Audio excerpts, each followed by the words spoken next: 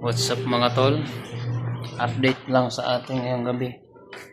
So habang naglalaba ako, naisipan kong lutuin yung galing sa rabig na kinuha namin nung nakaraang linggo pa.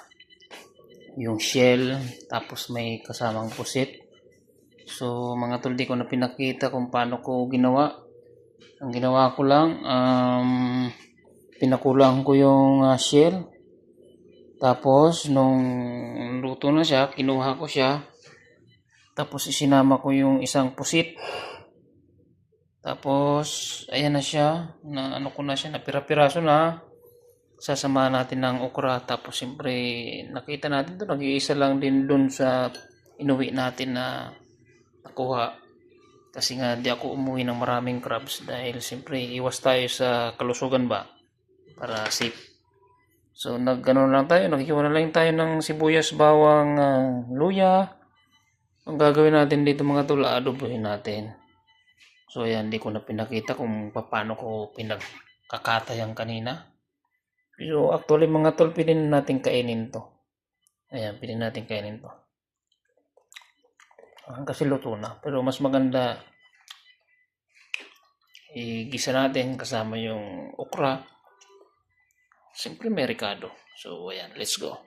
So ayan mga tol, habang naghahanda tayo ng lulutuin, nagkainit na tayo ng paglagyan para dito na natin lulutuin yung ating menu ngayong gabi. Siyempre una na natin ilalagay yung mantika pagka mainit na yung paglulutuan natin. So ayan, lalagyan natin dito. Ayan, lalagyan natin mga tol ng mantika. Tapos, siyempre, hihinaan natin yung apoy mga tol kasi, ayan, nagagalit na. Ayan, nagagalit na yung mantika. Susunod natin siyempre mga tol dito para mas maganda yung luto, sibuyas. Ayan. Kasi mas matagal maluto yung sibuyas kaysa bawang. Yun ang unahin natin.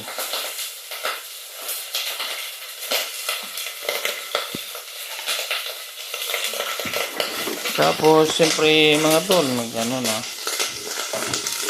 malapit na siyang maluto. Haluin lang natin ng ganito. Tapos isasabay na natin yung bawang tsaka luya para mabango.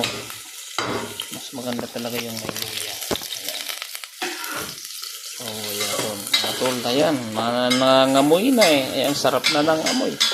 Oh, amoy palang ulam na. Kahit di nyo natikman mga tol, ang sarap na. Ito nyo naman. Oh. So, siyempre, ang susunod natin kasi naluto na. Oh, isusunod na natin yung ginawa natin kanina. Yung pinakulo natin at kinuha natin sa shell. Yung barawang. Tapos siyempre sinamahan natin ng nag-iisang pusit kasi kawawa naman kung di natin isama. So ayan, lalagay na natin. Yun, sarap. Siyempre mga tol, walang nag-iisang bida natin to. Isasama na natin to kasi nakikita natin nag-iisa lang sa ating tinabi. Nag-iisa lang walit na crabs pero masarap siya. Ayan. Ang gagawin natin mga tol, yun, haluin natin hanggang sa medyo maluto na siya. Ayan.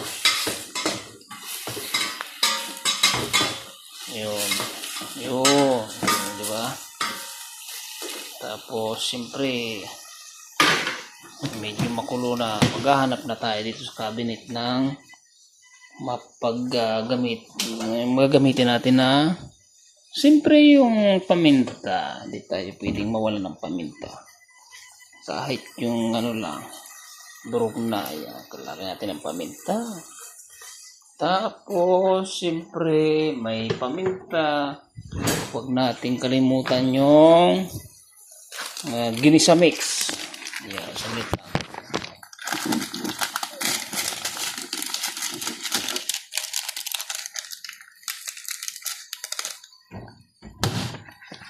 Ayan mga tol, Lalagyan natin yung ginisa mix. Yun. Tapos, siyempre, lalagyan natin sa basuran yun. Ano. Ngayon, siyempre, nangangamoy na siya mga tol. Kasi, di ba, may lagyan natin ng Ricardo. Siyempre, mangangamoy na siya yung amoy na masarap. Ayun. Medyo pa lakasan natin yung apoy. Tapos, haluin natin ng ganito. Ayan. Siyempre, medyo nangingitim yan kasi hindi natin inalis yung tinta. Itim. Yung itim. So, ayan. Tapos, ang gagawin natin kasi okay na siya. Medyo kumulo na. Huwag natin kalimutang lagyan ng konting toyo. Yun. Siyempre, hindi pwedeng mawala yung toyo kasi siyempre adobo nga eh. Kaya siyempre, konti lang ilalagay natin kasi nga meron na siyang itim ba? Itim. Tinta.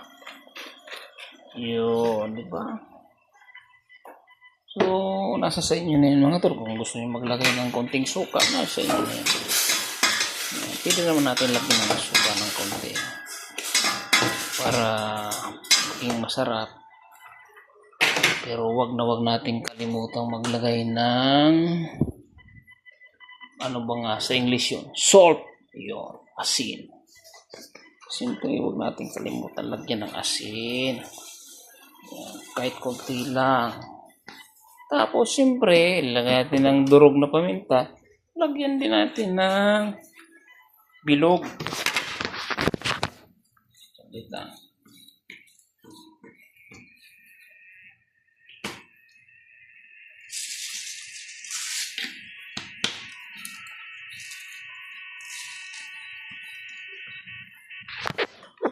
So, okay na mga tol, lagyan natin ng bilog. At siyempre, para mas buo yung lasa, lalagyan natin ng konting suka. Siyempre, hindi natin pwedeng alisin yung konting suka. So, ayan. Ayan, ganyan lang kalit. Ayan, konti lang na suka. Ayan. Hindi masyadong maasim. Tapos, sasarado natin. Babalik na natin sa lalagyan. Tapos, siyempre, nailagay na natin. Tatakpan na natin. Ayan. Ayan mga tol. Habang pinapakulo natin, pupunta naman tayo dun sa mga uniform ko. Kasi kailangan ako maglaba. Habang bakasyon, kailangan ko rin maglaba kahit papano. So, ayan. Na-drain ko na mga tol. Isasarado natin yung drain. Tapos, lalagyan ulit natin na ano siya. Naikot pala, di natin nakita. So, lalagyan natin ng tubig para mabanlawan ulit natin. Yan. Yan, ganyan. Tapos, siyempre, para hindi siya masira, tatakpan natin ganito para hindi siya malaglag. Pagka medyo puno na yung tubig, mga tol, siyempre, papaikutin na natin para sa final banlaw. Yun. Hindi natin alam kung ano yung Tagalog ng banlaw, English. Siyempre, habang habang nag-ipon tayo ng tubig para mapuno, balikan natin yung inalubo natin. Ayan, mga tol.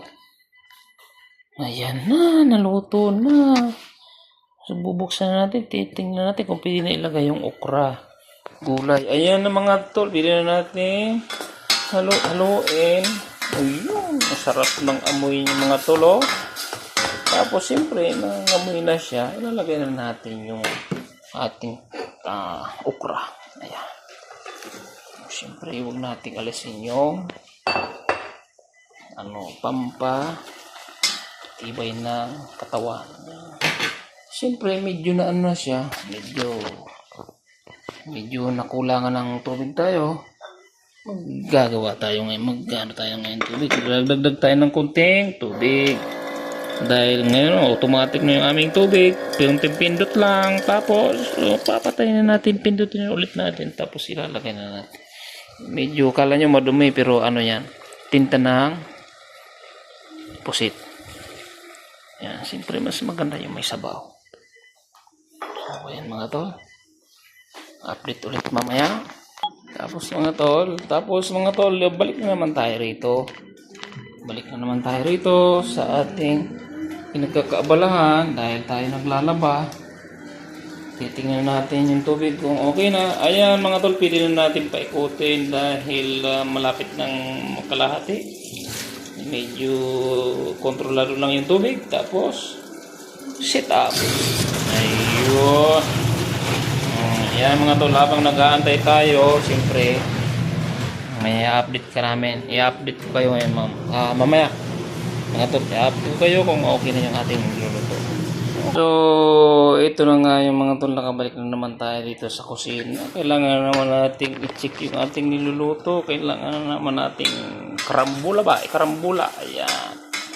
Karambula natin para maging itim yung green na okra. Ayan. Hindi na tayo naglagay ng kamatis kasi siyempre abala pa sa oras eh.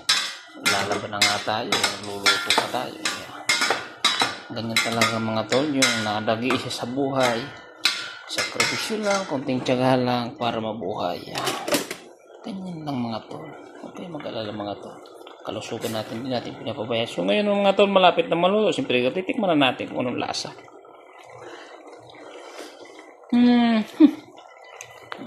Talaga naman talaga. Ay, grabe. Dahil medyo maaalat, lagyan natin ng konting tubig. Yun. So, yung babalikan ulit natin mga tol. Isang kulo na lang yan mga tol. Luto na yan. Huwag kayong mag-alala. Ayan. Tatakpan ulit natin. At siyempre habang nag-aantay tayo ng mga 3 minutes, babalik na naman tayo doon sa pinaglaban natin. Actually mga tol, kanina pa ako nakapagluto ng kanin na yan para alam nyo na, ganyan talaga nag-iisa. Yan, kailangan maging masipag para mabuhay. Yun, kahit pagod, huwag mong isipin na pagod kang isipin. Paano tayo makasurvive sa buhay? Yun, isipin lang natin para sa ating mga pamilya. Maging okay sila, yung kalagayan nila, yung pangangailangan nila, maibigay natin. Yun ang kinagandahan doon mga tol. Huwag tayong maging makasarili.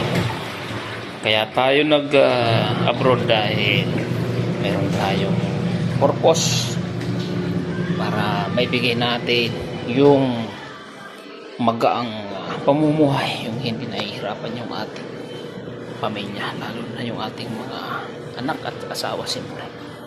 So, yun lang mga tol. Siguro dito ko natatapusin yung aking kaunting drama sa buhay dahil yung niluluto ko, luto na siya. Kaya nga luto na, niluluto. Ayan mga tol, ito na yung pinaka-final. Di na natin kailangan naluin pa dahil luto na siya. So, hanggang sa muli mga tol, sana na gusto nyo yung aking na-share na pamumuhay dito sa bansang Saudi Arabia. Naway patuloy pa rin kayong magsuporta at manood sa aking mga simpleng video na sinishare para sa inyo. Hanggang sa muli, Daddy Jim TV, mabuhay po kayo. Ingat palagi.